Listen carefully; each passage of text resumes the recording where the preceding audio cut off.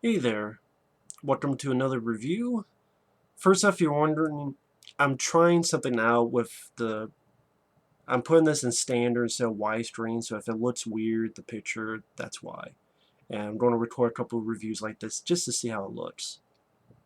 But with that said, I'm reviewing Blood Surf, thanks to Till from Germany, who sent me a lot of stuff. And Blood Surf is a 2000 direct-to-video film released by Trimark, if anyone remembers Trimark Entertainment. And I would not call this a good movie, but I'm not ranting on it. Maybe because I also saw this movie. Even though it's called Alligator on it, it's a 1979 film called Crocodile. It's a Thai film, and I tied my balls together to watch that fucking movie again. It would feel better than watch that movie again, my balls tied to my mouth. But that's another story for another video. Bloodsurf, on the other hand, is just a very silly, goofy. Part of me wonders if this is meant to be a parody, because at times it seems like it's a parody. I don't know. Blood Surf, you have a scene where a guy gets on a surfboard trying to get away, and he's like the asshole of the group. And he's on the board on his chest, and he surfs that way right into a crocodile's mouth. Right into the mouth. And our lead guy goes, "Oh man, that has gotta suck."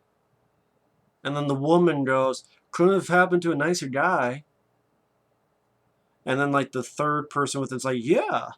Like their reactions, I'm like, is this a parody? This can't be a movie you're supposed to take seriously.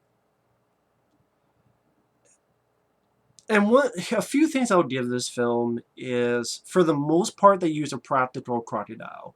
It doesn't look good. It's not a good effect, but at least it's a practical effect. And if this is the kind of film that Sci-Fi Channel made more,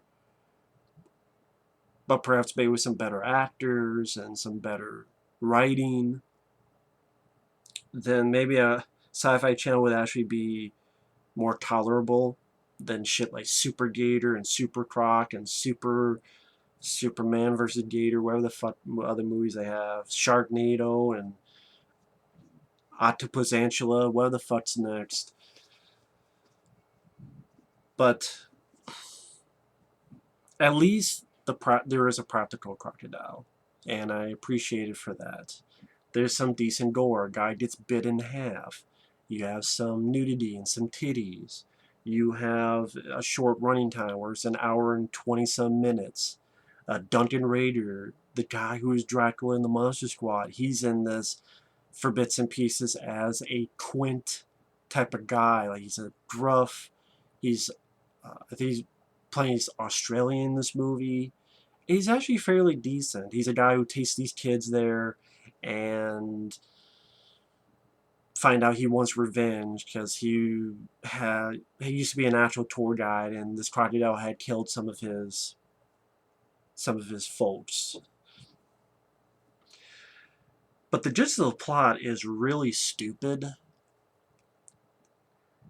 Blood surfing, these two dumb surfer guys. One's blonde and one's dark haired. And they're really dumb. And at times pretty damn annoying. They want to document them blood surfing. And they get this woman and this guy to film it. And what blood surfing is they get chum, they put it in the water, and even cut their own foot.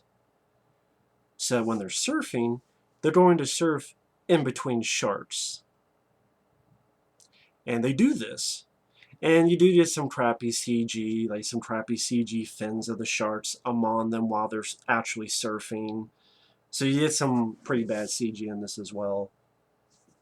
Although it's nothing compared to what Sci-Fi Channel does nowadays. I just imagine this probably would have shown on Sci-Fi Channel at some point. Wasn't made for Sci-Fi, I mean Trimark, but I'm just saying, if this is the kind of films that was on Sci-Fi, I think it'd be more tolerable. But anyway, that's such a dumb idea that these guys are literally cutting their own feet and putting blood in the water and chum to get sharks there so they can surf in the middle of sharks. And I'm going, these guys deserve to die.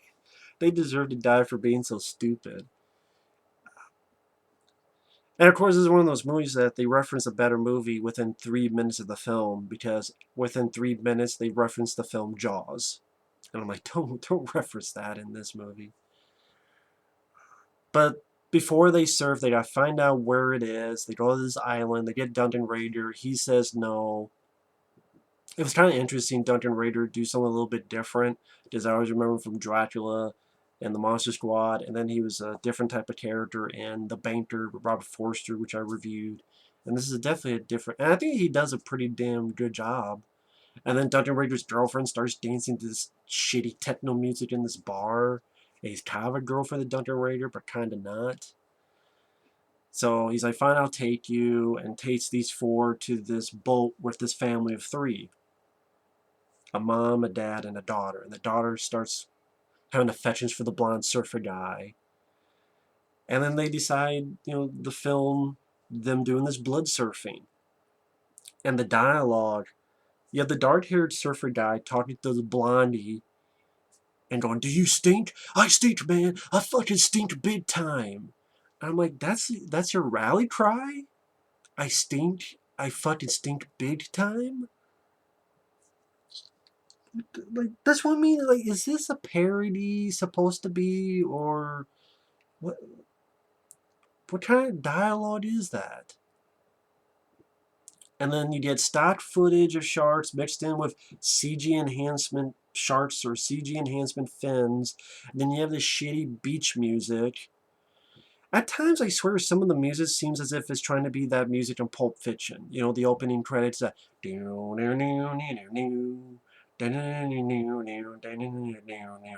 from Pulp Fiction. I swear a lot of the music tries to be like that. And then that's like, why are you... I gotta backtrack. Why are you cutting your feet? You already have the sharks here with all this blood and chum in the water. Why are you cutting your feet? Don't you think if you cut your foot, that'd be hard to be on the fucking surfboard? You're trying to surf with feet that are cut. Don't you think that'd be kind of hard? And kind of fuck up your surfing? But no, like, they cut it, and there's no pain. It'd be like if I did this, and did this on my foot. I guess that's the same feeling. Something happens, they decide to go back in the water, and they see that something is up. There's an explosion in the water, then there's blood in the water, and even you as the viewer going, what the fuck happened? But you realize, soon enough, there's a 30-foot saltwater crocodile. You do get some sex scenes, the surfer guy and the blonde woman. Well, not the blonde. The blonde surfer guy and the woman's like an Asian woman. Very hot. A woman, very hot Asian woman. Titties and all. Having sex. The Her parents get killed on the boat. That Asian girl walks off. She dies very quickly because she sees the croc's eye reflection and then cut away. They go to this dock. They find that the boat has sunk. One of them goes in there. There's a dead body. And then I will admit, this is a decent practical scene or use of miniatures, however they did it, where the crotch tail, a practical tail, is hitting this dock, and our four remaining people run, and the dock is exploding in practical fashion. And I give credit when they do something practical. Decent looking sequence. Then they get stopped by these pirates and on this boat. And then, like, this one guy, pirate, tries to put his hands on the woman. And this crocodile literally flies. He literally flies out of the water to the second story part of the boat, flies up to grab that guy, and then go back in. I'm like, Jesus. It made me laugh, at least. I'll say that. It did make me laugh. It pulls his ass down. They jump out of the water. The boat gets blown up. They get to Duncan Raider's boat. Dr. Rader says he's not going to leave because he's going to kill that thing. And the asshole with the hat says, let's document him killing this croc. And Dr. Rader, his acting's not bad. There's a scene where he's describing what happened to this tour he was giving, and he does a really good job with it. He does a fairly good job describing it. You really buy him. He's not phoning it in. And there's a moment where he harpoons this practical crocodile, and he's wrangling with the practical one. And granted, it's not a great effect on the practical crocodile. It still looks fake and phony as hell. But at least with a practical crocodile, I could get some fun shits and giggles and charm. Even if it's not a good looking one, there's some charm for me on it. I'm like, good on them for trying. On trying to have a practical crocodile. Good on them. I appreciate that. I prefer that more than just a CGI thing. I do. I think that's part of the reason why I'm getting this as sort of a goofy, it's not a good film. I would call this a bad film, but it's a goofy time waster. I've seen much worse. And again, it was only 80 minutes long, like an hour and 20 some minutes long. So it wasn't that long of a sit. The blonde surfer guy pulls his girl out of the water. He gets bounced up and eaten. And it's actually him in the jaws of the practical crocodile, and he gets killed.